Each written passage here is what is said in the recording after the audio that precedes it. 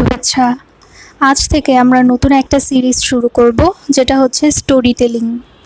এই সিরিজে আমরা মূলত বিভিন্ন বইয়ের গল্পগুলোই তুলে ধরব। তো শুরু করছি আজকের আমাদের প্রথম ভিডিও। গল্পটা শুরু হয় দুজন বালক বালিকাকে নিয়ে। তাদের নাম প্রতাপ এবং শৈবালিনী। প্রতাপ আর শৈবালিনীর মধ্যে ভালো ভাব। প্রতাপের বয়স 16 আর শৈবালিনীর বয়স 8। তারা পরস্পরকে কিছুটা পছন্দও করত, কিন্তু প্রতাপ আর শৈবালিনী ছিল দূর সম্পর্কের ভাই বোন, তাই বিয়ে অবধি এ সম্পর্ক গড়ানো সম্ভব নয়। এভাবে একদিন ঘটনাচক্রে তাদের সাথে সাক্ষাৎ হয় চন্দ্রশেখরের। চন্দ্রশেখরের বয়স হয়েছে 32। সে গৃহস্থ হলেও সংসারী নয়, আবার বিয়ের বেলায় সুন্দরী নারীকে বিয়ে করতেও তার আপত্তি। কিন্তু তার এই চিন্তাভাবনায় ছেদ করে শৈবালিনী, আর তাদের দুজনের বিয়ে সম্পন্ন হয়ে যায়। মূল ঘটনাটা শুরু হয় তাদের বিয়ের 8 বছর পর। শুরু করছি প্রথম খণ্ড, পাপিয়সী। এখানে আমরা আরও দুটো নতুন চরিত্রের সাথে পরিচিত হই। প্রথমজন নবাব আলিজা মীর কাসেম এবং দ্বিতীয়জন দলনী বেগম। আমরা জানতে পারি চন্দ্রশেখর একজন জ্ঞানী মানুষ এবং তাই নবাব তাকে মুর্শিদাবাদের আমন্ত্রণের বার্তা পাঠিয়েছেন। এরপরের ঘটনাগুলো চন্দ্রশেখর এবং শৈবালিনীর সাথে ঘটেছে এবং এতে আরও নতুন দুটি চরিত্রের সাথে আমরা পরিচিত হই। একজন ইংরেজ যার নাম লরেন্স। শৈবালিনী যখন স্নান কার্যে ব্যস্ত ছিল তখন এই লোকের সাথে তার দেখা হয়। অন্যজন সুন্দরী। এই মেয়েটা শৈবালিনীর সখী। লরেন্সের কথায় ফিরে যাই। ভারতবর্ষে তার আসার কারণ ম্যারি নামক এক রমণী। সেই নারীর প্রণয় পাওয়ার আশায় ইস্ট ইন্ডিয়া কোম্পানির চাকরি নিয়ে এসেছে সে। কিন্তু অন্য সব সাদাদের মতোই লোভ সামলাতে পারেনি লরেন্স। ম্যারির কথা ভুলে সে অর্থ অপহরণেই মনোনিবেশ করেছিল। আর সেদিন শৈবালিনীকে দেখে রীতিমতো তাকে মনে ধরেছে তাকে পাবার জন্য লরেন্স চন্দ্রশেখরের বাড়িতে ডাকাত দল পাঠায়। সেখান থেকে শৈবালিনীকে নিয়ে কিছু হিন্দু দাসদাসী নিয়ে নৌকায় তাদের মুঙ্গেরে পাঠানোর নির্দেশ দেয়া হয়। লরেন্স যায় অন্য নৌকায়, তবে প্রতিকূল আবহাওয়ার কারণে শৈবালিনীর নৌকা ভিড়াতে হয় বদ্রহাটির ঘাটে। সেখানে ব্রাহ্মণ ঠাকুর রান্না করছিল আর তাকে কাজ এগিয়ে দিচ্ছিল এক দাসী। কিছুক্ষণ পর এক নাপিতানি আসে সেখানে। এখানে নাপিতানি বলতে খুব সম্ভবত যারা পায়ে আলতা পরিয়ে দেয়। শৈবালিনী অন্যমনা হবার জন্য আলতা পরতে চায়।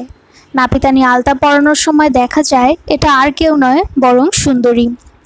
সে শৈবালিনীকে তার কাপড় পরে বের হয়ে যেতে বলে, কিন্তু শৈবালিনী যেতে নারাজ।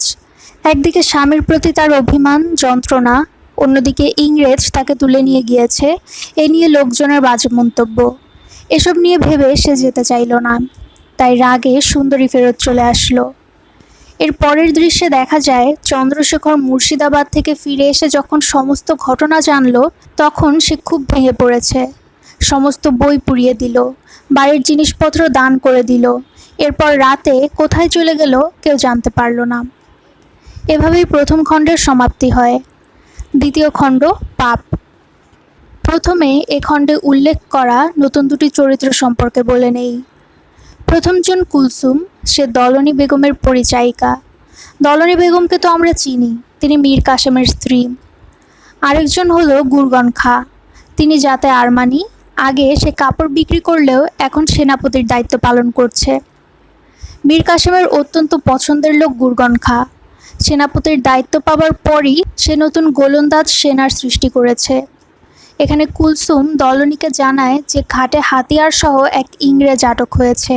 ইব্রাহিম খাঁ সেই নৌকা ছেড়ে দিতে বললেন, কারণ ইংরেজদের নৌকা থামালে লড়াই হবার সম্ভাবনা আছে। কিন্তু গুরগন খাঁ সেটা বাধা দিয়ে বলে, যুদ্ধ বাঁধলে বাঁধুক। এসব শুনে দলনী বেগম কুলসুমের মাধ্যমে গুরগন খাঁকে একটা চিঠি পাঠায়। আবার রাতে দলনী বেগম নিজে তার সাথে দেখা করতে যায়। সে সময় গুরগন খাঁ কলকাতায় অবস্থানরত কিছু আরমানির পাঠানো চিঠি পড়ছিলেন। চিঠি পড়ে তার মনোভাব থেকে বোঝা যায় সে এক গোপন চক্রান্তে লিপ্ত। নিজেকে সে বাংলার কর্তা হিসেবে প্রতিষ্ঠিত করতে চায়, আর তার প্রতিপক্ষ হলো মীর কাসেম এবং ইংরেজরা। তার পরিকল্পনা অনুযায়ী প্রথমে সে নবাবের সাহায্যে ইংরেজদের তাড়াবে এবং এরপর স্বয়ং নবাবকে বিদায় জানাবে। এসব ভাবতে ভাবতেই চলে আসে দলনী বেগম। তাদের কথাবার্তায় আমরা জানতে পারি যে দলনী বেগম তাকে ভাই হিসেবে দেখে আর গুরগন খাঁও তাকে বোন হিসেবে মান্য করে। কিন্তু পূর্বের অনেক পরিকল্পনায় দুজন দুজনকে সাহায্য করলেও দলনী বেগম এবারে তার পরিকল্পনার সাথে একমত না। গুরগন খাঁ বুঝতে পেরে যায় সে তাকে ভাই হিসেবে মান্য করলেও ভাইয়ের চেয়ে স্বামীর প্রতি তার মমত্ববোধ বেশি। তাই দলনী বেগম যখন তার অসম্মতি প্রকাশ করে দুর্গের দিকে যাচ্ছিল, তখন গুরগন খাঁ তার সেনাদের নির্দেশ দিয়ে দেয় যেন কোনোভাবেই তাদেরকে ঢুকতে দেয়া না হয়। প্রবেশে বাধা পেয়ে দলনী বেগম যখন দুর্গের সামনে কাঁদছিল, তখন কুলসুম তাকে উপদেশ দেয় সকাল পর্যন্ত সামনের গাছতলায় গিয়ে বসতে। কিছুক্ষণ ভেবে সেই ভালো হবে দেখে তারা চলে যায় গাছতলায়। হঠাৎ এক লোকের আগমন ঘটে। জানা যায় সে এক দরিদ্র ব্রাহ্মণ, গাছের নিচে ঘুমোতে এসেছে। সে তাদের সাহায্য করতে চায়। তাদেরকে রামচরণ নামক এক লোকের বাড়িতে নিয়ে যায়। সেখানে তারা সেই ব্রাহ্মণকে অকপটে সবকিছু খুলে বললে ব্রাহ্মণ উপদেশ দেয় সরাসরি নবাবের দরবারে উপস্থিত না হতে, বরং প্রথমে একটা পত্রে তাদের সমস্ত বৃত্তান্ত পাঠিয়ে তার আজ্ঞা পাবার পরই যেন তার সাথে দেখা করে। সে কথা অনুযায়ী দলনী চিঠি লেখে। রামচরণ যেহেতু ব্রাহ্মণকে জ্যোতিন্দ্রিয় মানত, তাকে অত্যন্ত শ্রদ্ধা করত, তাই সেই ঘর তাদের জন্য নিরাপদ বলে ব্রাহ্মণ চিঠিটা নিয়ে চলে গেল। মুঙ্গেরে প্রায় সব রাজকর্মচারী সেই ব্রহ্মচারীকে চিনত। মুন্সি রামগোবিন্দ রায় তার মধ্যে একজন। ব্রহ্মচারী দলিনীর চিঠিটা তাকে হস্তান্তর করেন এবং নাম গোপন রেখে সেটা নবাবের কাছে প্রেরণ করতে বলেন। সেই হিসেবে আগামীকাল চিঠির উত্তরের প্রত্যাশা জানান রামগোবিন্দ। এখানে গল্প আবার চলে যায় চন্দ্রশেখরের কাছে। বজরা থেকে যখন শৈবলিনীকে ফেলে সুন্দরী চলে এসেছিল, তখন সে স্বামীর নৌকায় বসে শৈবলিনীকে নানা গালমন্দ করে। সুন্দরী চন্দ্রশেখরের বোন। তার আরও একটা ছোট বোন আছে, তার নাম রূপসী। সুন্দরীর স্বামীর নাম শ্রীনাথ। প্রকৃতপক্ষে ঘর জামাই না হলেও মাঝে মধ্যে শ্বশুর বাড়ি থাকে সে। সুন্দরীর বাবা আর্থিকভাবে অসচ্ছল নয়, তাই সুন্দরী প্রায়ই সেখানে থাকে। তার মা অসুস্থ। যাই হোক, সেবার বেদগ্রামে আসার পর চন্দ্রশেখর সব ঘটনা শুনে দেশান্তরী হয়ে যায়। সে সময় বজরা থেকে আসার পর সুন্দরী রওনা দেয় তার বোন রূপসীর সাথে দেখা করার উদ্দেশ্যে। রূপসীর স্বামী প্রতাপ। চন্দ্রশেখর তাকে নবাবের সরকারে চাকরির ব্যবস্থা করে দিয়েছিল। এখন সে জমিদার, মুঙ্গেরে থাকে। তার বিশাল অট্টালিকা, ভীষণ নামডাক। সুন্দরী তার কাছে চন্দ্রশেখর শৈবলিনীর সব ঘটনা জানালো। পরদিন প্রতাপ এক পাচক আর রামচরণ নামের এক ভৃত্যকে নিয়ে তাদের সন্ধানে বেরিয়ে পড়ল, আর সুন্দরী কিছুদিন বোনের বাসায় থেকে চলে গেল। কলকাতার কাউন্সিলর ঠিক করেছিল নবাবের সাথে যুদ্ধ করবে। আজিমাবাদের কুঠিরে কিছু অস্ত্র পাঠানো আবশ্যক। আবার সেখানকার অধ্যক্ষ ইলিশ সাহেবকেও কিছু গুপ্ত নির্দেশ দেওয়া প্রয়োজন। অমিয়র সাহেব নবাবের সাথে ঝামেলা মেটানোর জন্য মুঙ্গেরে আছেন। সেখানকার পরিস্থিতি না জেনেও কিছু করা যায় না। তাই কাউন্সিলর ভাবলেন এক চতুর কর্মচারীকে পাঠানো আবশ্যক। ফস্টারকে গভর্নর বানসিটার্ড পুরন্দরপুরে এ সকল কাজের জন্য আনলেন। সকল সংবাদ ফস্টারের জানা থাকায় সে আগেই শৈবলিনীকে পাঠিয়ে দিয়েছিল। ফস্টার অস্ত্রের নৌকা আর শৈবলিনীকে নিয়ে অমিয়টের সাথে দেখা করে বিদায় হবেন। এমন সময় গুরগন খাঁ তাদের নৌকা আটক করে। আগেই ঠিক করা ছিল নৌকা যদি ছেড়ে দেয়া না হয় তাহলে ফস্টার অস্ত্রের নৌকা ফেলে পাটনায় চলে যাবে। ফস্টারের দুটো নৌকা মুঙ্গেরের ঘাটে বাঁধা। প্রথমটা বড়, সেখানে অস্ত্র রাখা। পরেরটা একটা বজরা, কিছুটা দূরে বাঁধা। অস্ত্রের নৌকায় ইংরেজ সেনা আছে, কিন্তু বজরায় কেবল তেলিঙ্গা নামে এক ইংরেজ রক্ষী বসা। অন্ধকার কিন্তু পরিষ্কার রাত। তীরের জঙ্গল থেকে যে ব্যক্তি নিরীক্ষণ করছে সে প্রতাপ রায়। লক্ষ্য করলো নৌকোগুলোর প্রহরী ঘুমে ঢুলছে। সে ধীরে বন থেকে বের হয়ে আসলো। ফস্টার দেখতে পেল এক লোক গোসল করতে নেমেছে। তখনই হঠাৎ বন থেকে গুলির শব্দ হলো। কিছু প্রহরী মারা গেল। ফস্টার হাতে বন্দুক নিয়ে বের হয়েছে, আর এর মধ্যেই প্রতাপ নৌকার ছায়ায় ঠোঁট পর্যন্ত ডুবিয়ে দিয়ে অপেক্ষা করছিল। ফস্টার দেখতে পায় তেলেঙ্গা নামের সেই প্রহরীর মৃতদেহ ভাসছে। প্রথমে নবাব আক্রমণ করেছেন ভাবলেও পরে সে বুঝতে পারে বনের মধ্যে শত্রু লুকিয়ে আছে। মৃত্যুর আশঙ্কা আছে জেনেও ফস্টার বাইরে বের হয়েছে, কারণ সে ভারতে এসেছে পলাশী যুদ্ধের পর। সুতরাং কোনো দেশি যে ইংরেজকে মেরে ফেলবে সে কথা সে মনেও আনেনি। কিন্তু হঠাৎই একটা গুলি লাগে তার মাথায়। বন্দুক পড়ে যায় নিচে, আর প্রহরীর মতো সেও গঙ্গায় ভাসতে থাকে। প্রতাপ এক লাফে নৌকায় চলে আসে, নৌকা সামনে নিয়ে চলে। প্রহরীরা তাকে বাধা দেবার চেষ্টা করলে কয়েকজন আহত আর কয়েকজন নিহত হয়। তাই বাকিরা তার সামনে আগায় না। এর মধ্যে জঙ্গল থেকে রামচরণও বেরিয়ে পড়ে। শৈবলিনী আর ফস্টারের দেয়া দাসী পার্বতী ছিল নৌকায়। শৈবলিনী এখনো বধূ সাজেনি। প্রথমে তারা ভেবেছিল ডাকাত আক্রমণ করেছে। নৌকা এক ঘাটে থামলে সেখানে রামচরণ উপস্থিত হয়। প্রতাপের নির্দেশ ছিল শৈবলিনীকে নিয়ে জগৎ শেঠের বাড়ি যাওয়া, কিন্তু এত রাতে ভুল বুঝতে পারে ভেবে রামচরণ তাকে নিজের বাড়িতেই নিয়ে আসে। সেখানে আগে থেকেই দলনী আর তার সেবিকা ছিল। সে শৈবলিনীকে স্থান দেয় উপরের ঘরে। প্রতাপ এসে যখন শুনতে পারল তাকে জগৎ শেঠের বাড়িতে নেওয়া হয়নি, তখনই সে রামচরণের উপর রাগ করল। তৎক্ষণাৎ তাকে প্রেরণ করতে নির্দেশ করল। কিন্তু শৈবলিনী ঘুমোচ্ছে জানালে প্রতাপ আর কিছু বলেনি। বিশ্রাম নেওয়ার উদ্দেশ্যে নিজের ঘরে গেলে দেখতে পায় সেখানে শৈবলিনী শুয়ে আছে। তার রূপ যেন পদ্মের মতো। প্রতাপ কিছুক্ষণ মুগ্ধ হয়ে তাকিয়ে থাকে। বন্দুকটা সে ঠেস দিয়ে রেখে দিয়েছিল। সেটা পড়ে আওয়াজ হলেই চোখ খুলে ফেলে শৈবলিনী। সে ঘুমোয়নি, বরং চোখ বন্ধ করে ভাবছিল। তারা সামনাসামনি চলে আসে এবার। প্রথমে শৈবলিনী বিশ্বাস করতে পারেনি যে তাকে উদ্ধার করেছে প্রতাপ। এখানে তাদের কথোপকথনে জানা যায় সংসার নিয়ে শৈবলিনী ঔদাস্যের কারণ প্রতাপ। যৌবনকালে সে প্রতাপকে ভালোবেসেছে। সুন্দরী বাঁচাতে আসলেও সে ফস্টারের বজ্রে উঠেছে তার কারণ একটাই, ঘর ছাড়লে যদি প্রতাপের দেখা পায়। এসব কথা শুনে প্রতাপ কিছু না বলে দ্রুত সে ঘর ত্যাগ করলো। আমরা জানতে পারি সেই রাতে রামচরণ যখন শৈবলিনী আর তার সেবিকাকে নিয়ে বাড়িতে আসছিল, তখন তাদের বজ্রায় থাকা এক প্রহরী, যাকে প্রতাপ অজ্ঞান করে ফেলেছিল, সে তাদের পিছু নেয়। সেই প্রহরীর নাম বকাউল্লাহ। পেছন পেছনে সে প্রতাপের বাড়ি চিনে নেয়। এরপর চলে যায় অমিয়র সাহেবের বাড়িতে। সেখানে সব ঘটনা বলল। পরে গলস্টোন ও জনসন নামের দুজন সশস্ত্র ইংরেজ নিয়ে সে বাড়ির উদ্দেশ্যে চলল। বাড়ির দরজায় করাঘাত করলেই দরজা খুলল রামচরণ। বলা ভালো, রামচরণ অদ্বিতীয় ভৃত্য। সে প্রভু ভক্ত। সাধারণ কাজকর্মে যেমন পটু, তেমনি লাঠিবাজি আর বন্দুক চালাতেও পারদর্শী। এসব ছাড়াও তার একটা সময় উপযোগী গুণ হচ্ছে সে ধূর্ত। দরজায় কান পেতে সে শুনতে পেল লোকগুলো একটা বিকৃত ভাষায় কথা বলছে, যাকে এখন বলে ইংরেজি। তাদের শিক্ষা দেবার জন্য সে বন্দুক আনার পাশাপাশি প্রতাপকে ডাকবে ভাবল, কিন্তু ইংরেজরা ধৈর্যহারা হয়ে দরজায় লাথি মারল। শব্দটা প্রতাপের কানেও গেল। সে নিচে নেমে আসলো। সিঁড়িতে রামচরণের সাথে দেখা হলো তার। এর মধ্যে বাড়িতে ইংরেজ ঢুকে পড়েছে। তারা আলো সাথেই এনেছিল। বকাউল্লাহকে জিজ্ঞেস করলে সে বলে যে সেদিন এরাই ছিল সেই আক্রমণকারী। রামচরণ প্রতাপের বন্দুক আনতে গেলে ইংরেজের গুলি তার পায়ে লাগে। প্রতাপ নিরস্ত্র, কিন্তু পলায়নে অনিচ্ছুক। বলপ্রকাশ ব্যর্থ জেনে স্থিরভাবে দাঁড়িয়েছিল। তাকে হাতকড়ি পরানো হলো। সব ঘটনা দেখছিল দলনী আর তার সেবিকা কুলসুম। বকাউল্লাহ দলনীকে দেখতে পেয়ে তাকে ফস্টারের বিবি ভেবে প্রতাপ আর রামচরণের সাথে তাকেও নিয়ে গেল। কুলসুমও সাথে গেল। আড়াল থেকে সব দেখছিল শৈবলিনী।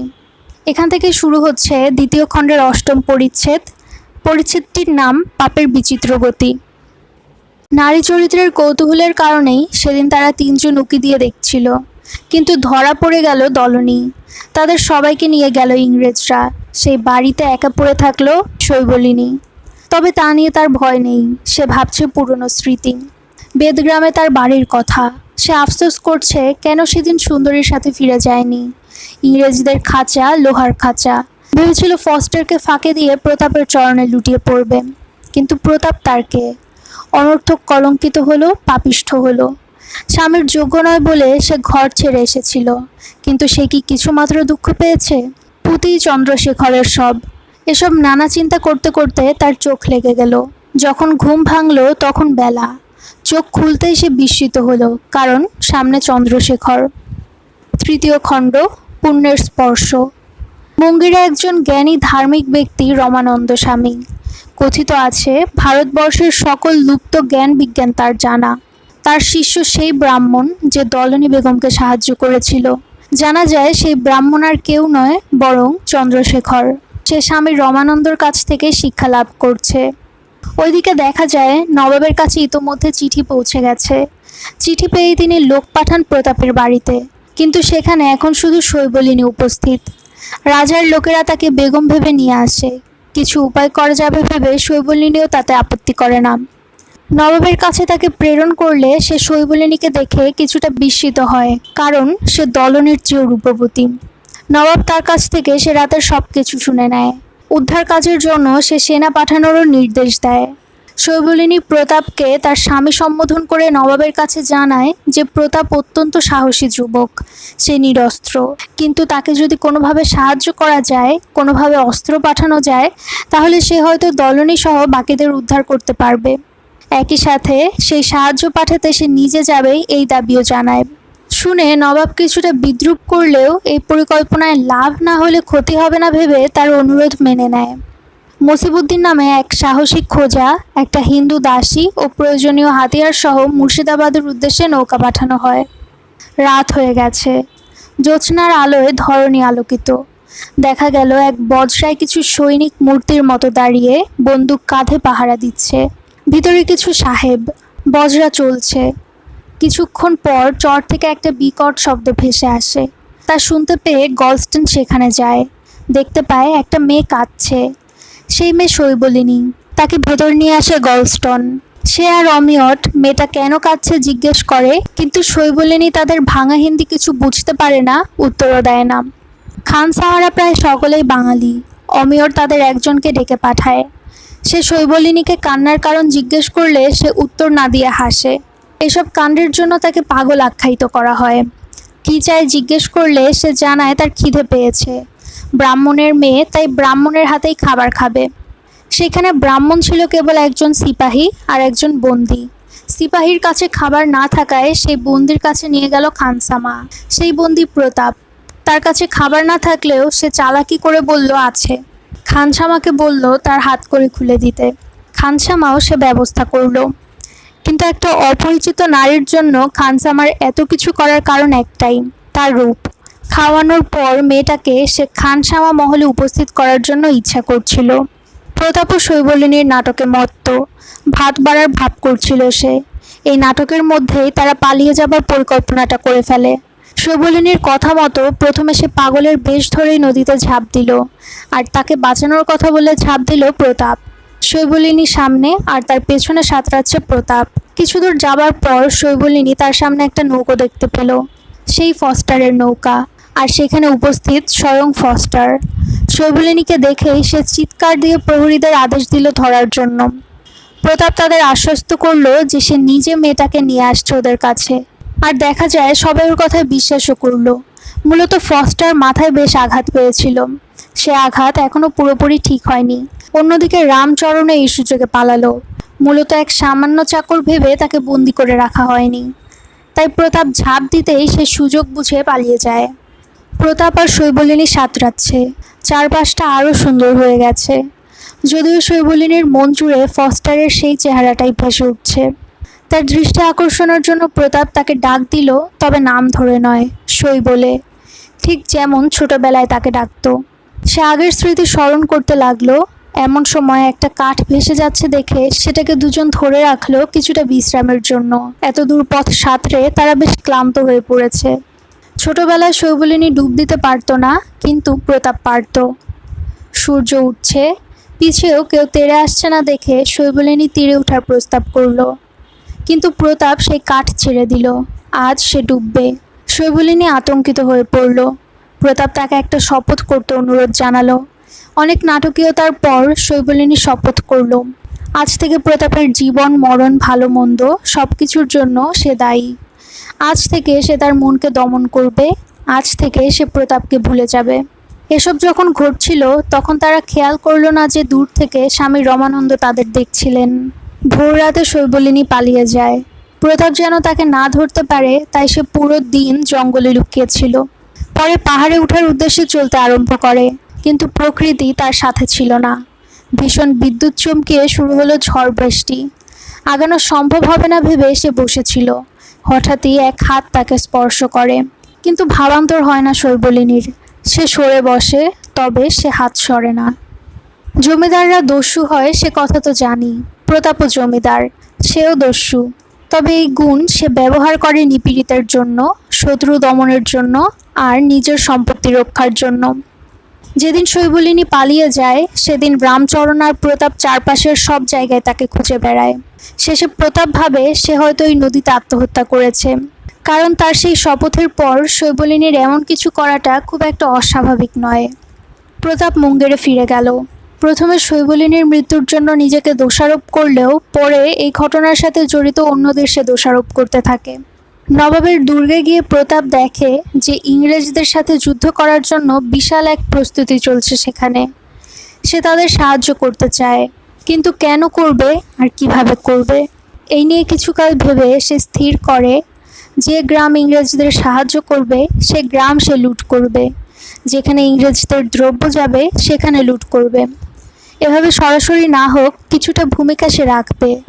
এরপর নবাবের সাথে তার কিছু গোপন আলোচনা হলো। এসব শেষে সে নিজের গ্রামে ফিরে যায়। রূপসী তাকে দেখে স্বস্তি পেল, কিন্তু শৈবলিনীর মৃত্যুতে কিছুটা দুঃখও করলো।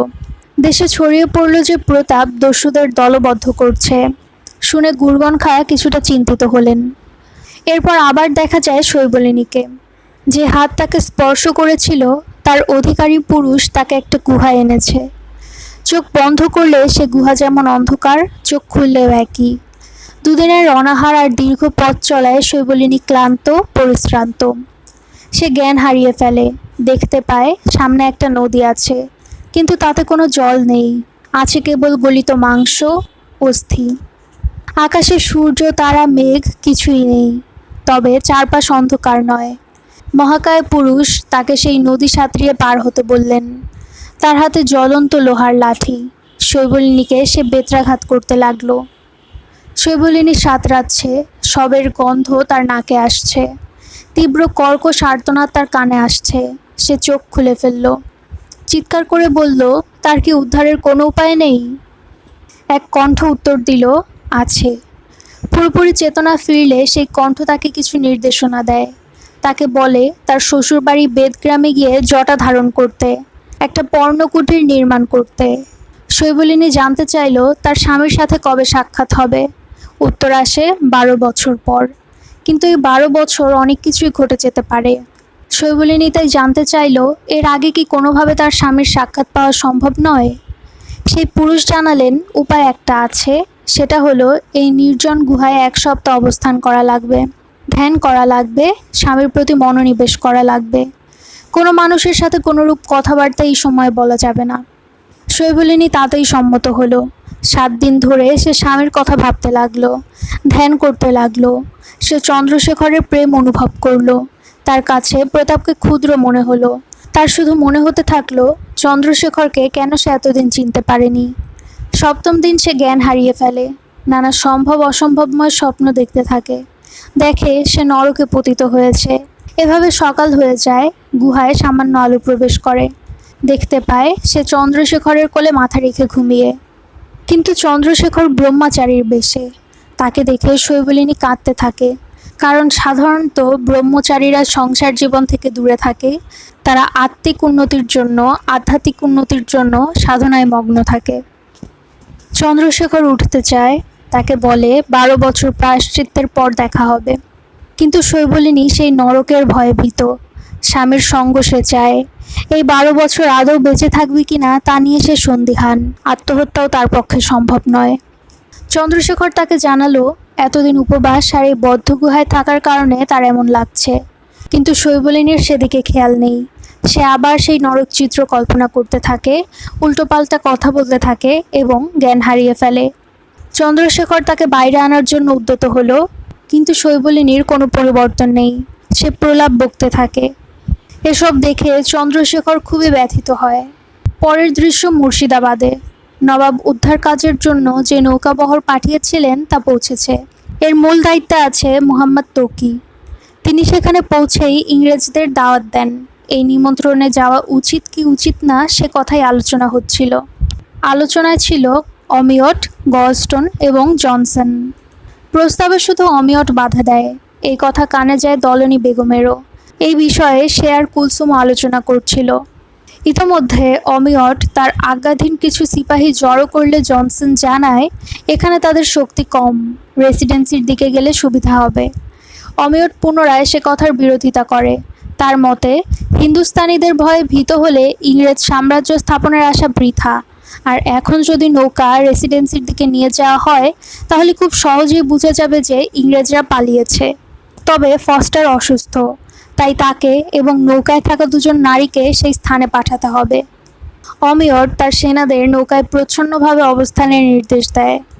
নৌকার ছিদ্রগুলোয় বন্দুকের নল বসানো হয়। এ সকল খবর মুহাম্মদ তকির কাছে পৌঁছে যায়। তিনি ইংরেজদের কাছে এক দূতের মাধ্যমে আসতে দেরি হচ্ছে কেন জিজ্ঞাসা করলে তারা জানায় যে নৌকার বাইরে তারা যাবে না। কিছুক্ষণ পর ইংরেজ নৌকায় গুলিবর্ষণ হয়। মূলত নবাবের সেনারাও লুকিয়ে অবস্থান নিয়েছিল।